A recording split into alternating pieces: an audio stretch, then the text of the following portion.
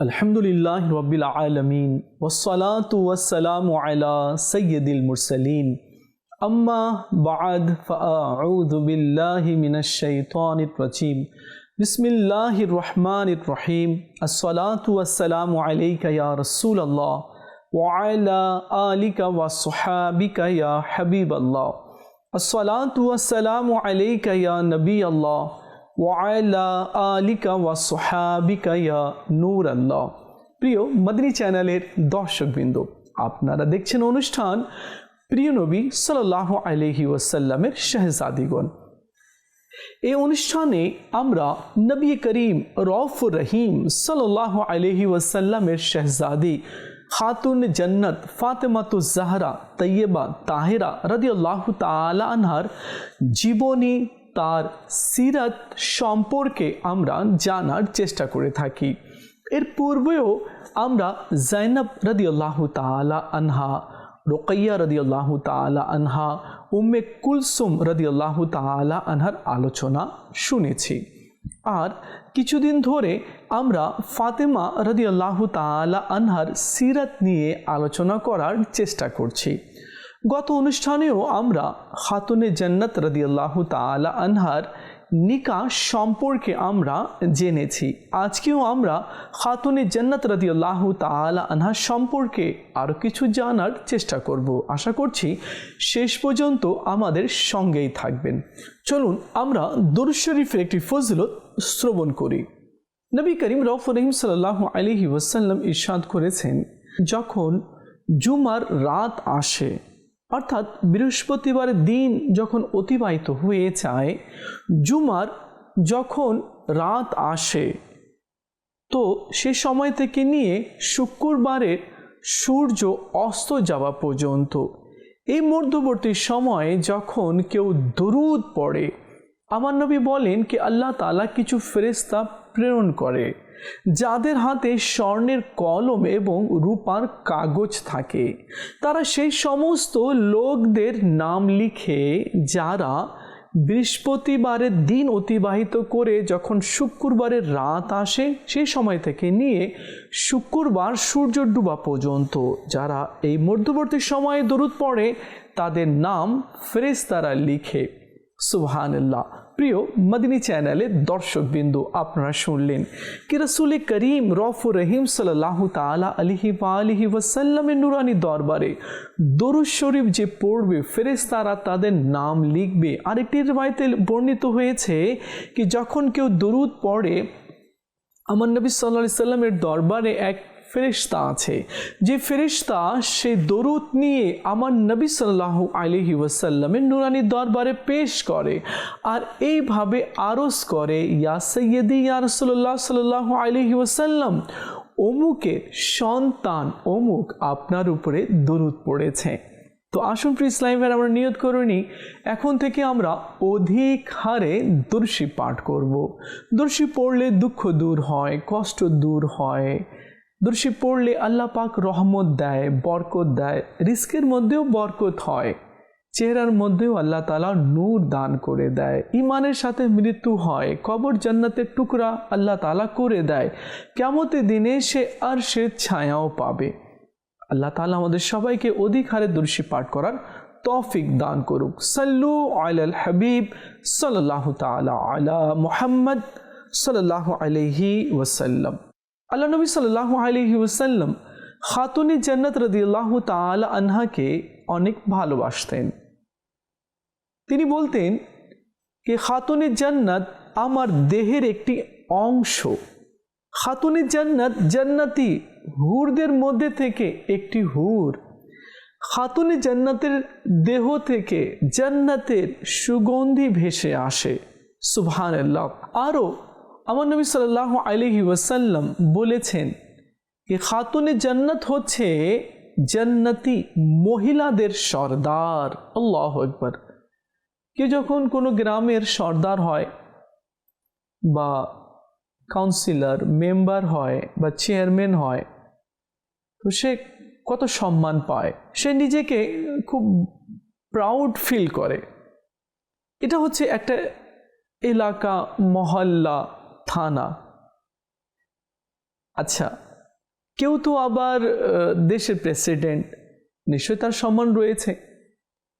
কিন্তু আল্লাহ তাআলা খাতুনে জান্নাত রাদিয়াল্লাহু তাআলা আনহাকে কোনো গ্রাম নয়, কোনো মহল্লা নয়, কোনো সিটি নয়, কোনো দেশ নয়, বরং জান্নাত কত বড় আল্লাহ জানে, নিয়ামত কি কি আছে আল্লাহ জানে, সেখানকার রূপ রং, সেখানে নিয়ামত কি কি আল্লাহ ভালো জানে, এবং তার জানাতে তার রসুল ভালো জানে। হ্যাঁ, দেখুন এই জান্নাতের সরদার আল্লাহ তাআলা মহিলাদের মধ্যে খাতুনে জান্নাত রাদিয়াল্লাহু তাআলা আনহাকে করেছে। আর জান্নাতি যুবকদের সরদার আল্লাহ তাআলা খাতুনে জান্নাত রাদিয়াল্লাহু তাআলা আনহার ছেলে ইমামে হাসানে মুজতবা রাদিয়াল্লাহু তাআলা আনহু আর ইমামে হুসাইন রাদিয়াল্লাহু তাআলা আনহুকে আল্লাহ তাআলা করেছে মা জান্নাতি মহিলাদের সর্দার, ছেলে জান্নাতি যুবকদের সর্দার, বাবা জান্নাতি, পুরো পরিবারটাই জান্নাতি। শুধু জান্নাতি নয়, বরং তাদের সাদকায় লক্ষ লক্ষ গুনাহগাররা জান্নাতে যাবে। আল্লাহ তাআলা আলী রাদিয়াল্লাহু তাআলা আনহুর অনেক ফজলত রেখেছে। আমার নবী সাল্লাল্লাহু আলাইহি সাল্লাম বলেছেন कि আলীকে দেখাও ইবাদত। যারা আলীর বন্ধু রাদিয়াল্লাহু তাআলা আনহু, তারা আমার নবীর বন্ধু, তারা আল্লাহর বন্ধু। যারা আলী রাদিয়াল্লাহু তাআলা আনহুর শত্রু, দুশ্মন, তারা আমার নবীর দুশ্মন, তারা আল্লাহর দুশ্মন। কত সম্মান আল্লাহ তাআলা আহলে বাইতের পরিবারদের মধ্যে রেখেছে। আলী রাদিয়াল্লাহু তাআলার ফজিলত অনেক রয়েছে। আলী রাদিয়াল্লাহু তাআলা আনহুর সন্তান ইমামে হাসানে মুজতবা রাদিয়াল্লাহু তাআলা আনহু, হযরতে ইমামে হুসাইন রাদিয়াল্লাহু তাআলা আনহু, খাতুনে জান্নাত রাদিয়াল্লাহু তাআলা আনহা, উম্মে কুলসুম রাদিয়াল্লাহু তাআলা আনহা, এইভাবে জাইনাব রাদিয়াল্লাহু তাআলা আনহা, রুকাইয়া রাদিয়াল্লাহু তাআলা আনহা, আরও যত পরিবারের মধ্যে রয়েছে আল্লাহ রাব্বুল আলামিন সকলের শান, মান, মর্যাদা, ইজ্জত, ফজিলত আল্লাহ তাআলা অন্যান্য সাধারণ মানুষ থেকে অনেক অনেক অনেক ঊর্ধ্বে রেখেছে। আর আল্লাহ তাআলা আহলে বাইত সম্পর্কে আয়াতে কারিমা নাজিল করেছে যে আমি তোমাদেরকে পবিত্র করেছি। আল্লাহ তাআলা নিজে ইরশাদ করেছে যে আমি তোমার থেকে অপবিত্রতা দূর করে দিয়েছি এবং তোমাকে পরিষ্কার পরিচ্ছন্ন আমি করেছি। সুবহানাল্লাহ। তো আল্লাহ তাআলা আহলে বাইতের পরিবারদেরকে অপবিত্রতা থেকে মুক্ত করেছে, অপবিত্রতা দূর করে দিয়েছে আর অনেক পবিত্র করে দিয়েছে। সুবহানাল্লাহ। খাতুনে জান্নাত রাদিয়াল্লাহু তাআলা আনহার সম্পর্কে চলুন আমরা কিছু শুনি। হযরতে আলী রাদিয়াল্লাহু তাআলা আনহু বলেন যে একবার সকালে রাসূল করিম সাল্লাল্লাহু আলাইহি ওয়াসাল্লাম আমাদের বাড়িতে তাশরিফ আনলেন আর খাতুনে জান্নাত রাদিয়াল্লাহু তাআলা আনহার সাথে একাকী কথা বলতে লাগলেন। আমার নবী সাল্লাল্লাহু আলাইহি সাল্লাম ইরশাদ করলেন, হে ফাতেমা, তুমি তোমার স্বামীকে কেমন পেয়েছো? তার কথাবার্তা, তার চলাফেরা, তার আখলাক কেমন? তো খাতুনে জান্নাত রাদিয়াল্লাহু তাআলা আনহা বলেন, ইয়া রাসূলুল্লাহ সাল্লাল্লাহু আলাইহি ওয়াসাল্লাম, সত্যি আলী অসাধারণ একজন, আমি খুব সুন্দর একজন স্বামী পেয়েছি। আমি অনেক সৌভাগ্যবান যে আমাকে এত সুন্দর একজন আল্লাহ তাআলা স্বামী দান করেছেন। সুবহানাল্লাহ।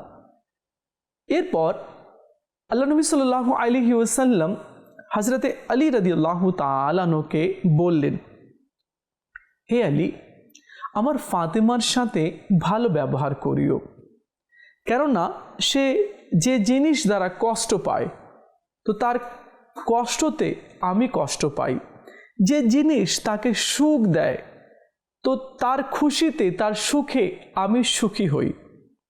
এরপর আল্লাহ নবী সাল্লাল্লাহু আলাইহি সাল্লাম ইরশাদ করলেন যে আমি তোমাকে আর আমার মেয়ে ফাতেমাকে আল্লাহর কাছে সোপর্দ করে দিলাম।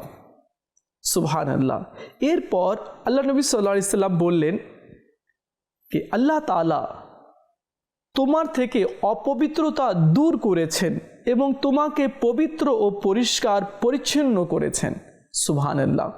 দেখলেন আল্লাহ নবী সাল্লাল্লাহু আলাইহি সাল্লাম এক তো আল্লাহ তাআলার হুকুম শোনালেন, আল্লাহ তাআলার সুসংবাদ শোনালেন, আর দ্বিতীয় আমার নবী সাল্লাল্লাহু আলাইহি ওয়াসাল্লাম খাতুনে জান্নাতকে আর হযরতে আলী রাদিয়াল্লাহু তাআলা আনহুকে আল্লাহর কাছে সুপর্দ করলেন, দোয়াও দিলেন।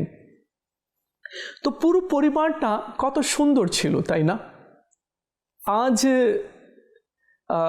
আমরা মেয়েকে বিয়ে দিই বা আমাদেরও বোনের বিয়ে হয়, তো আমরা কি দেখি, কিরে ছেলের টাকা কত আছে, ব্যাংক ব্যালেন্স আছে কি না, তার জমি জায়গা আছে কি না, ভালো চাকরি করে কি না, স্যালারি কত পায়, বেতন কত পায়, বাড়ি ঘর আছে কি না, দালান কোঠা আছে কি না, আমরা এইগুলো দেখি।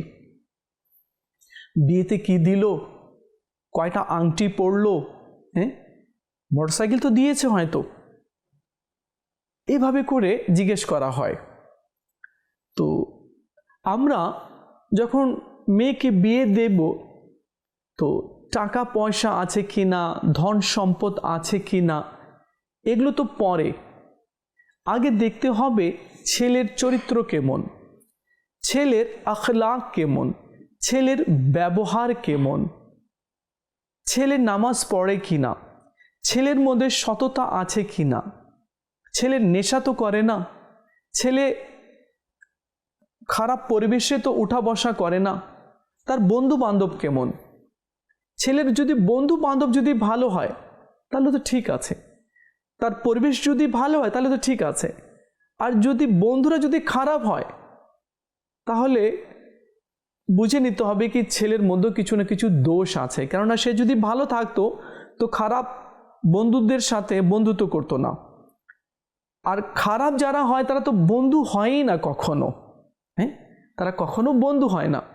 তো এদিকেও যারা ভাই আছে বা যারা মেয়ের বাবা আছে, চাচা আছে, বড় ভাই আছে, তারা যাতে আগে ছেলেটাকে দেখে যে ছেলে কোন পরিবেশে উঠা বসা করে এবং সে যে আয় করে তার আয়টা হালাল কি না, এগুলো দেখতে হয়।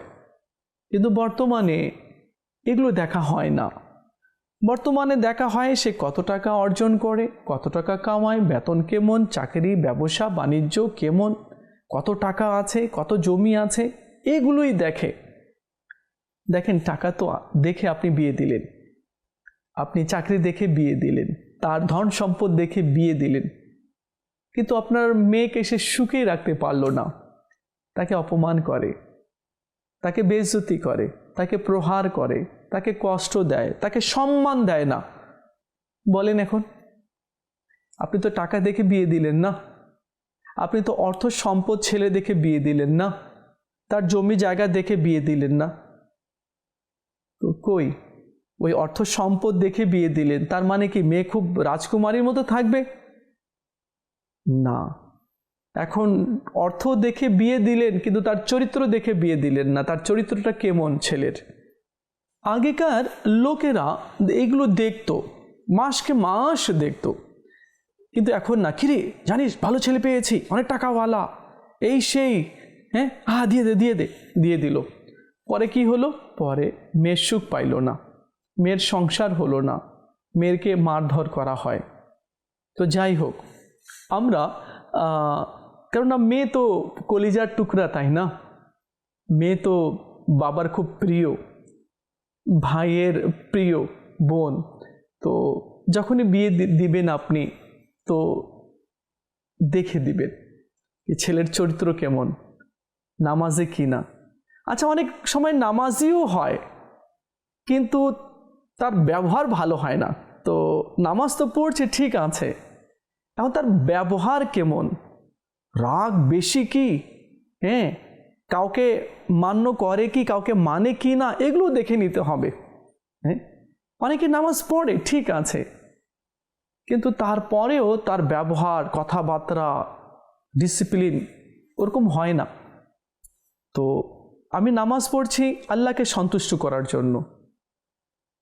বান্দাকে যদি আমি সন্তুষ্ট না করলাম, বান্দার সাথে যদি খারাপ ব্যবহার করলাম, তাহলে আমি কি মনে করি কি আল্লাহ আমার উপরে সন্তুষ্ট হবে? কখনো আল্লাহ আমার উপরে সন্তুষ্ট হবে না। কারণ আমি কোনো বান্দাকে খুশি করতেই পারলাম না। আমার কথাবার্তা, আমার দেখা, আমার চলা, আমার বলাতে আল্লাহর বান্দারা অসন্তুষ্ট, খুশি না আমার থেকে। তো আল্লাহ কিভাবে খুশি হবে? তো যাই হোক, যারা নামাজি আছে, নামাজ পড়ছে আলহামদুলিল্লাহ আল্লাহকে পাওয়ার জন্য, তো আল্লাহকে আমরা পাবো বান্দাকে নারাজ করে? আল্লাহর নৈকট্য লাভ করব বান্দাকে কষ্ট দিয়ে? আল্লাহর মারিফাত অর্জন করব মানুষকে অপমান করে? না, কখনো পাবো না। এটা ধোঁকা, কখনো আমরা পাবো না। আমরা যদি আল্লাহকে পেতে চাই তাহলে বান্দাকে রাজি করতে হবে, তাকে সম্মান দিতে হবে, বেইজ্জতি করা যাবে না, অপমান করা যাবে না, আঘাত করা যাবে না। অনেক সময় দেখা যায় কিছু লোকেরা পরহেজগারি অবলম্বন করে, নামাজও পড়ে, কিন্তু সে নিজেকে খুব ভালো মনে করে বসে কি আমি সবচেয়ে ভালো, বাকি দুনিয়ার সবাই খারাপ, সর দূরে সর সর, মানে কাউকে পাত্তাই দেয় না। না না না, এটাও একটা ধোঁকা, এটাও একটা ধোঁকা। আমার শেখে তারিকা লিখেছেন না कि मैं सबसे बुरा हूँ निगाहे करम हो, আমি সবচেয়ে খারাপ, বাকি সবাই ভালো। আচ্ছা, এই কথাটা সবার জন্য না, কিছু কিছু লোক আছে তারা এরকম মনে করে আমি ভালো, বাকি বাকি সব ভালো না, ভালো না, সব খারাপ, সব খারাপ। না না না না, এমনও তো হতে পারে কি যাকে আপনি খারাপ বলছেন সে হয়তো আল্লাহর বন্ধু, সে হয়তো আল্লাহর নৈকট্য লাভ করে নিয়েছে, অথবা আল্লাহ তাকে পছন্দ করে নিয়েছে। কিন্তু আপনি যাকে খারাপ বলছেন, আপনি হয়তো আল্লাহ আপনাকে পছন্দ করেনি, আল্লাহ আপনাকে হয়তো নিজের কাছে আরও নেয়নি। এই দিক মনে রাখতে হবে। তো কিছু লোকেরা নামাজ পড়ে আলহামদুলিল্লাহ, ঠিক আছে, হ্যাঁ, পরহেজগারি অবলম্বন করে, কিন্তু অহংকার চলে আসে, ও বেনামাজি, সর সর সর, ও বেনামাজি, ও ভালো না, বাটপার। তো এই যে এই বাটপার শব্দটা কত সহজ, কিন্তু ওর মানেটা খুব কঠিন। আমরা সবাইকে এইভাবে বাটপার বলে বসি, বাটপার, ও বাটপার, ও বাটপার, ও বাটপার, মানে ও বাটপার, আর এই 3 আঙ্গুল যে আমার দিকে আছে, দেখেন কে ভালো কে মন্দ। হ্যাঁ, সমাজের লোকেরা জানে, কিন্তু কাউকে তো অপরচুনিটি দিতে হবে না, সুযোগও দিতে হবে। আমি যদি বারবার সবাই ডিগ্রেড করি সবাইকে এভাবে বলে, তো কেউ কাছে আসবে না। তো সবাইকে ভালো করতে হবে, আর সবাইকে এক ধার খারাপও বলা যাবে না। আর ওই বাড়ি ও বাটপার আছে, ও না না না, মানে আমি ভালো, দুনিয়াতে 1 নম্বর আমি মানুষ, বাকি সবাই বাটপার। এ আল্লাহ, এটা কোন কথা? এটা কোন কথা? হতে পারে আপনি বড় বাটপার হতে পারেন, হ্যাঁ, এটা এমন হতে পারে, কারণ আপনি নিজেকে অ্যানালাইজ করেননি। হয়তো আপনার বাটপারিটা, মানে এই শব্দটা কেমন একটা লাগে না, ভালো না, হয়তো আপনার ভুলগুলো আপনি হয়তো দেখতে পাচ্ছেন না। শুধু আমরা অন্যের ভুলগুলোই আমরা দেখি, হ্যাঁ, দেখছো এমন করছে, দেখছো ও কেমন করেছে, দেখছো ওটা করেছে, ওটা করেছে। আমি একটা লোককে এমন দেখেছি, সে অনেকগুলো এমনি ভুল করেছে নিজের লাইফে, অনেকগুলো ভুল করেছে, অনেকগুলো করেছে, কিন্তু সব সময় মানুষের দোষ ধরতে থাকে। অথচ যে দোষগুলো ধরছে ও এগুলো দোষ করেছে, তারপরেও সে দোষগুলো মানুষের ধরে থাকে। আছে, বেশি না, কম লোক আছে, এগুলো আছে, কিন্তু সমাজে আছে, কিন্তু খুব কম। তো যাই হোক, আমাদেরকে এগুলো থেকে বাঁচতে হবে। বাস এতটুকু মনে করতে হবে কে আল্লাহর কাছে মকবুল, কে আল্লাহর কাছে পছন্দনীয়, এটা আল্লাহই ভালো জানে। হ্যাঁ, আমি কাউকে এভাবে করে ট্যাগ না লাগাই দিই, হ্যাঁ, স্টিকার না লাগাই দিই, ও খারাপ, ও খারাপ, ও খারাপ, ও খারাপ, ও বাটপার, ও বাটপার। হ্যাঁ, এখন তো বাংলাদেশের মধ্যে বাটপার শব্দগুলো অনেক সহজ হয়ে গেছে, বলে ফেলে। না, কাউকে এভাবে বলতে নেই। হ্যাঁ, যে আছে তো আছে, তার জন্য দোয়া করি, হ্যাঁ, বা যদি বাস্তবিকই আছে তার থেকে দূরে থাকি, কিন্তু একজনের জন্য সবাইকে এভাবে বলা যাবে না। যেমন একটা মার্কেটে গেলাম, কেউ আমাকে ঠকিয়ে দিল, কিন্তু আরও তো শত শত সেখানে দোকান আছে, আমি কি বলি না ওই মার্কেটে যাওয়াই যাবে না, বাটপার আছে, যে বাটপারি করছে তাকে, কিন্তু আরও আর তো দোকান আছে, তো তাদেরকে বলা যাবে না। আল্লাহ তাআলা বুঝার তৌফিক আমাদেরকে দান করুক। তো আমরা শুনছিলাম খাতুনে জান্নাত রাদিয়াল্লাহু তাআলা আনহা সম্পর্কে, কে আল্লাহ নবী সাল্লাল্লাহু তাআলা আলাইহি ওয়া আলিহি ওয়াসাল্লাম আলী রাদিয়াল্লাহু তাআলা আনহুর সাথে নিকাহ দিলেন। তো আলী রাদিয়াল্লাহু তাআলা আনহুর চরিত্র তো আলহামদুলিল্লাহ আলহামদুলিল্লাহ। আমার নবী সাল্লাল্লাহু আলাইহি সাল্লাম আলী রাদিয়াল্লাহু তাআলা ধন সম্পদ দেখে বিয়ে দেননি। আর ওই সময় আলী রাদিয়াল্লাহু তাআলার কাছে কোনো অর্থও ছিল না, একটা তরবারি ছিল আর লোহার পোশাক ছিল, এমনি আর টাকা পয়সা কিছু ছিল না। আলী রাদিয়াল্লাহু তাআলার সাথে নিকাহ দিলেন কেন? তিনি নেক, পরহেজগার, দিনদার, আল্লাহওয়ালা, ইসলামের খিদমত তিনি করতেন। তো আমাদের উচিত হবে যাতে করে আমরাও নিজের মেয়েদেরকে এমন যুবকের সাথে বিয়ে দিই যে আল্লাহকে ভয় করে। আর যে আল্লাহকে ভয় করবে সে নামাজ ছাড়বে না, যে আল্লাহকে ভয় করবে সে 2 নম্বরই করবে না, হ্যাঁ, তারপরে নেশার দিকে যাবে না, সুদের দিকে যাবে না, হারামের দিকে যাবে না, মিথ্যার দিকে যাবে না, অপবাদের দিকে যাবে না, কাউকে অপবাদ দিবে না, কাউকে কষ্ট দিবে না, কারো মাল আত্মসাৎ করবে না। কেন? তার অন্তরে আল্লাহর ভয় আছে। তো এমন যুবকের সাথে বিয়ে দেওয়া উচিত। তখন দেখবেন সুন্দর একটা পরিবেশ দেখা যাবে, সুন্দর একটা সংসার হবে। দেখুন খাতুনে জান্নাত রাদিয়াল্লাহু তাআলা আনহা কত নেককার, জান্নাতি মহিলাদের সর্দার। আর তার সন্তানকে হাসানে মুজতবা, ইমামে হাসান রাদিয়াল্লাহু তাআলা আনহু, আর তার সন্তান ইমামে হুসাইন রাদিয়াল্লাহু তাআলা আনহু, জান্নাতি যুবকদের সর্দার। কত আমল করতেন তারা, কতবার তারা হজ করেছেন, কত দান সদকা করতেন।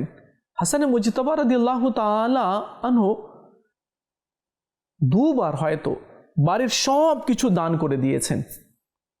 ইমামে হুসাইন রাদিয়াল্লাহু তাআলা আনহু খালি পায়ে তিনি হেঁটে হেঁটে মক্কা থেকে মদিনায় কতবার হজ করেছেন, কতবার হজ করেছেন।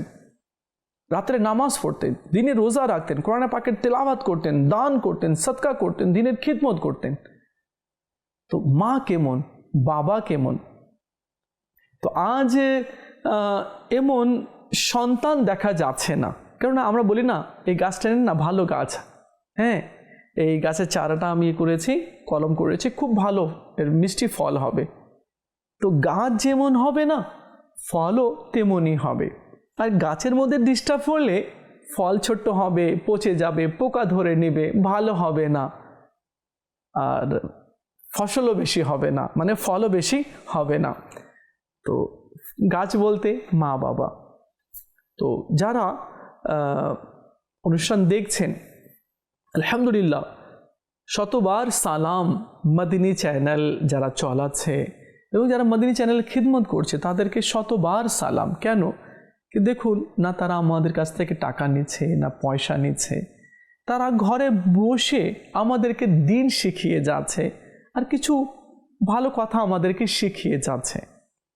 তো মদিনী চ্যানেল থেকে আমাদেরকে ফায়দা নেওয়া উচিত। আরও অন্যান্য চ্যানেল আছে, তো সেসব চ্যানেল দেখে কি কেউ তাহাজ্জুদ গুজার হয়ে গেছে? না। আর অন্যান্য চ্যানেল আছে যেগুলো শরীর সম্মত না, এগুলো দেখে কি কেউ নামাজি হয়ে গেছে, কোনো মেয়ে কি পর্দাওয়ালা হয়ে গেছে? না। এই ইসলামী চ্যানেল দেখেই অনেক মহিলারা পর্দাওয়ালা হয়ে গেছে, এখন বোরকা পরে থাকে, পরপুরুষের সাথে দেখা করে না, কথা বলে না, তাদের থেকে দূরে থাকে, পর্দা করে। আলহামদুলিল্লাহ মদিনী চ্যানেলের অনেক বরকত রয়েছে, অনেক ঘর, অনেক পরিবার চেঞ্জ হয়ে গেছে। তো যে কথা বলছিলাম, খাতুনে জান্নাত রাদিয়াল্লাহু তাআলা আনহাও নেককার ছিলেন। আল্লাহ নবী সাল্লাল্লাহু আলাইহি সাল্লাম একবার খাতুনে জান্নাত রাদিয়াল্লাহু তাআলা বাড়িতে গেলেন আর বললেন, এখন থেকে আমার মেয়ে ফাতেমা ঘরের সব কাজ করবে, ঝাড়ু দেবে, বাসন ধোবে, কাপড় ধোবে, রান্না করবে, নিজের শাশুড়ির ফাতমা বিনতে আসাদ এর খিদমত করবে, আর আলী বাইরের কাজ করবে, বাজার করবে এবং বাইরের যে কাজগুলো আছে সেগুলো করবে। তো আমার নবী সাল্লাল্লাহু আলাইহি ওয়াসাল্লাম এগুলো ডিভাইড করেছেন। আজকে এগুলো ডিভাইড করা হয়? ডিভাইড করা হয় না। আমাদের ঘরে মেয়ে আছে বা ছোট বোন আছে, আমরা কি তাদেরকে কাজ শিখাই? না, শিখাই না। না না, কাজ করিস না, হাত নষ্ট হয়ে যাবে, বাসন মাজিস না, হাত নষ্ট হয়ে যাবে, নখগুলো খারাপ হয়ে যাবে, না না সবজি কাটার দরকার নেই, হাত নষ্ট হয়ে যাবে। তো আগেকার মায়েরা মেয়েদেরকে কাজ শেখাতো, রান্না শেখাতো, সব ধরনের রান্না শেখাতো। এরপরে কাপড় ধোয়া থেকে নিয়ে, ঘর সাজানো থেকে নিয়ে, রান্না থেকে নিয়ে সব কিছু শেখাতো। এরপরে কিছু সেলাইয়ের কাজও শিখাই দিত। আগে যখন বিয়ে হতো না, তো মুরব্বীরা যেত সঙ্গে। এখন জানি না মুরব্বী যায় কি না, যায় হয়তো, কিন্তু খুব কম। ছেলেরা যায়, মা বাবা যায়, এতটুকু। কিন্তু আগে মুরব্বীরা যেত আর জিজ্ঞেস করতো, হ্যাঁ মেয়েটা পর্দা করে কি না, কোরআন পড়েছে কি না, আচ্ছা তারপরে রান্না জানে কি না, হ্যাঁ জানে, কোরআন জানে, ঠিক আছে, কতটুকু পড়েছে, এতটুকু, ঠিক আছে, আচ্ছা আরও এক্সট্রা কোনো কাজ জানে কিনা, সেলাইয়ের কাজ বা আরও কিছু ফুল যে বানায় এভাবে করে, এগুলো জানে কিনা, তো এগুলো জিজ্ঞেস করা হতো। কিন্তু এখন এগুলো জিজ্ঞেস করা হয় না। অনেক সময় দেখা যায় কি, ছোটো থেকেই তো মা শিখায়নি মেয়েদেরকে রান্না করা, তো শিখাতে হয়, ঘরের সব কাজ শেখাতে। শুধু কাজে শিখাবে না, বরং বড়দের কিভাবে সম্মান করতে হবে, তারপরে স্বামীর কিভাবে সম্মান করবে, স্বামীর হুকুম মেনে চলবে, তো এগুলো আগে শেখানো হতো। বর্তমানে এগুলো শেখানো হয় না, যার কারণে এত টেনশন, এত ঝগড়া, তালাক হয়ে যায়, সংসার হয় না। তো যাই হোক, আমাদেরকে ইসলামের ইতিহাস পড়তে হবে এবং ইসলামের যে রমণীগুলো হয়েছেন সাহাবিয়া রাদিয়াল্লাহু তাআলা আনহা এবং আহলে বেতের আরও যারা হয়েছেন তাদের জীবনী স্টাডি করতে হবে। এতে কি হবে কি, আমরা অনেক কিছু শিখতে পারবে এবং আমাদের মা বোনেরাও, যে মেয়েরা আছে, বোনেরা আছে, তারাও শিখতে পারবে। তো আল্লাহ তাআলা আমাদের সবাইকে বোঝার তৌফিক দান করুক। আল্লাহ তাআলা আমাদেরকে বুঝার তৌফিক দান করুক। আল্লাহ তাআলা আমাদেরকে এই যে আউলিয়া কেরাম এবং আহলে বেত আর যে আহলে বেতের পরিবারের যে মহিলারা ছিলেন তাদের জীবনীগুলো স্টাডি করার আল্লাহ আমাদেরকে তৌফিক দান করুক এবং সেই অনুযায়ী তারা যে পথে চলেছে আমাদেরকেও আল্লাহ তাআলা সেই পথে এবং আমাদের মা বোনদেরকেও সেই পথে আল্লাহ চলার তৌফিক দান করুক। দেখা হবে আগামী পর্বে আরেকটি বিষয় নিয়ে আলোচনা করব। ততক্ষণ ভালো থাকবেন আর মাদিনী চ্যানেলের সঙ্গেই থাকবেন। সাল্লু আলাল হাবিব সাল্লাল্লাহু তাআলা আলা মুহাম্মদ সাল্লাল্লাহু আলাইহি ওয়াসাল্লাম।